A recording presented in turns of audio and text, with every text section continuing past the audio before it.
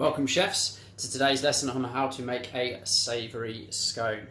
There will be variations to this recipe. If you do not like the idea of making a savoury scone and you want to make a sweet scone instead, check the recipe for the adaptations to make those variations. Just note to remember, please be supervised when you're doing this practical, children. Make sure you've got your parents or carers with you. And before you begin, please organise your PPE, your personal protective equipment. Make sure you've got an apron on, that your sleeves are rolled up, that any hair's tied back and you've washed your hands. Then organise your mise en place. So you can see here, I've pre-weighed all of my ingredients. I've gathered out my equipment, ready for today's lesson. Now, we're going to be developing some key skills today in rubbing in, dough making, shaping, and the baking skill, which we've been working on recently. So we're going to start with the rubbing in technique. Now, for this recipe, you're going to need 225 grams of self-raising flour. And it's really important that we sieve this flour. Sieving is a really easy process. Just tap your hands against the side of the sieve until the flour falls through the bowl. What this weeds out is any weevils, which are a small pest which get into flour when it gets wet, and it stops any lumps getting through and any foreign bodies as well, which is anything that shouldn't be in there, like glass or plastic or nails or plasters. We're also then going to add in our baking powder, chili powder, and then I've added in a little extra oregano and chili flakes there as well for some more flavour. Once we've sieved these in, we can then begin the rubbing in. So what you need is 50 grams of butter. Salted butter will work best because it will help to season the savoury scone. If you're making a sweet scone, use unsalted butter. What we're going to do is we're going to rub our thumb against our fingers. Make sure your hands are washed. This is quite a messy skill. So get your hands in there and squeeze the butter between your fingers. You're looking to rub it across the palm of your fingers like so, like you're making the money sign. Now this doesn't take too long at all. Your butter should be cubed and cold for the best results here. And what we're looking for is a breadcrumb consistency. So a little bit lumpy, slightly golden in colour, but with no big lumps. What's happening now is that the fat, our butter, is covering the flour molecule, so it's surrounding the flour and it's making it waterproof, so that when we add the milk, the liquid, to this recipe later, that it doesn't interact with it and form strong bonds. It keeps it short. So I'm rubbing this together with both hands, covering the flour with that butter. Now, if you give it a little shake, it should bring any large lumps to the top and give those a final rub, and we're done. Very important, go and wash your hands now. I always like to have a hot bowl of soapy water so that I can come over and rinse my hands nice and quickly. And it allows me to wash as I go as well. Don't leave all of your washing up until the end. Do a little bit and often. Now, I've already pre-grated my cheese, but at this point you can grate yours. You want to use a hard cheese like Parmesan or cheddar. And we're going to add in most of the cheese here, about 3/4. We're going to save some for the top later. Give yourself a spoon and stir that in. Then make a well in the centre. So that just means make a hole in the middle of the mixture there. And then we're going to gradually add the milk in. So I'm going to pour a little bit in. Keeps the process efficient and stops you from making too many lumps. So stir inside the well, bringing flour in from the outside. Once it's gotten to a sticky mixture, add a little bit more milk in. And we continue doing that gradually until almost all of the milk we want to keep behind, just a very little bit for brushing the top later. Now you can be moving all the way around until all of that milk is combined and we have a dough. So a dough is a sticky, elastic mixture. We are developing our dough making here. So there we go. I've got a nice, soft, sticky dough. From here, we're going to flour a work surface. So my dough is quite sticky, so I've heavily floured that work surface. And we're going to scrape our dough out onto the workbench. And we're going to give it a short knead.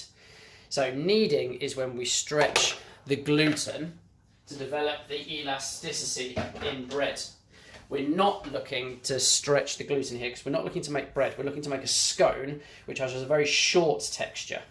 So crumbly, not elasticy. So we don't want to knead it overly hard or very long. So I'm only going to knead it for about 2 minutes.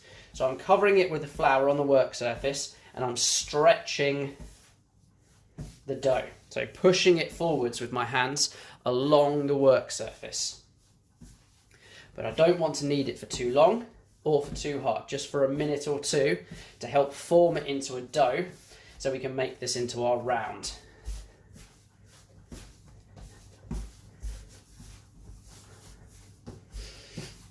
So that should about do it. I've got a nice round dough.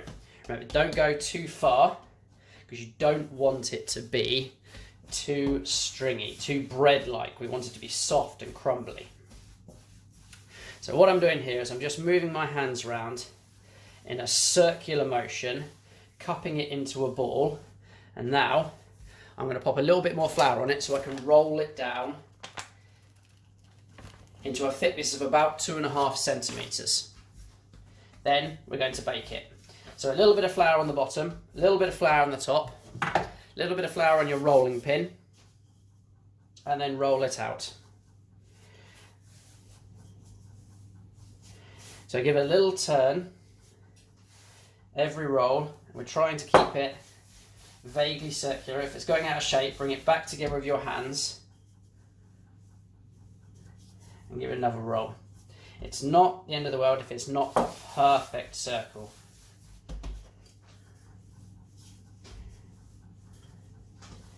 There we go, I think that'll do it.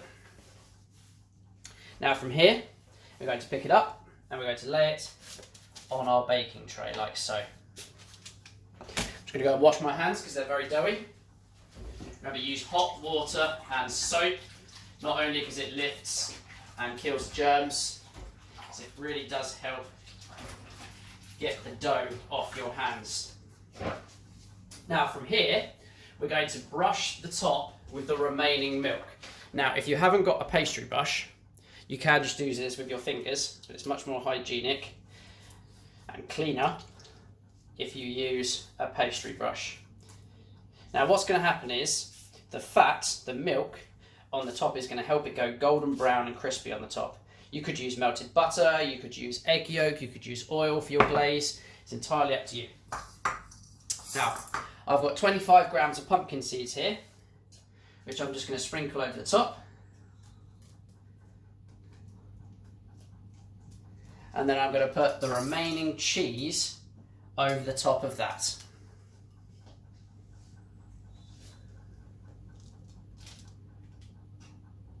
Like so.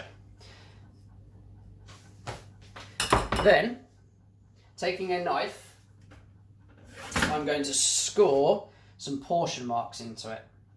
So I'm going to cut it in half, just gently. I'm not trying to go through the dough that far at all, just making an indentation. Just making a mark in the top.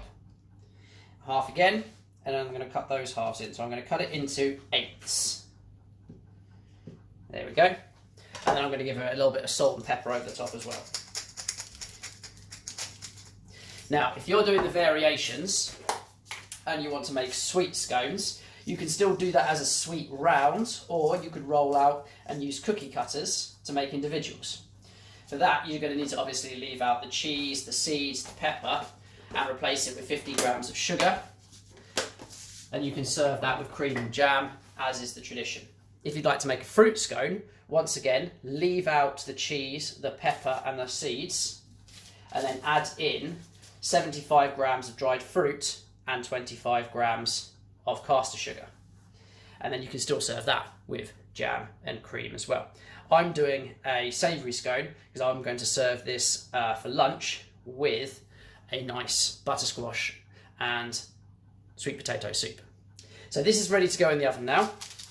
As you can see, I've scored the portions in there. It looks a bit more like a pizza at the minute than a scone. We're going to bake this for 20 minutes at 190 degrees. And when it comes out, it should be golden brown and springy to the touch, not doughy though. So we're going to test it just like we do a cake by sticking a knife in the middle and making sure that the entirety of the mixture has been cooked. And then it's best to serve it warm straight away. So let's put this in the oven and we'll see you back in 20 minutes. Welcome back. After 20 minutes at 190 degrees, the scone is golden brown and springy. Now I used a knife to test into the center to make sure there was no leftover mix. As you can see, it's got a nice springy texture to it. When you push down on it, it squidges, but it didn't have a doughy feeling inside. It wasn't raw. Now I've served that with a nice warm butternut squash and sweet potato soup, but you could serve it with like a lunchtime buffet as well, with ham and cheese and pickles. But me, I've chosen to do a nice warm curried squash and potato soup. Show me how you've gotten on with your photos. Make sure that you are supervised throughout for me, please, and I hope you enjoy this recipe.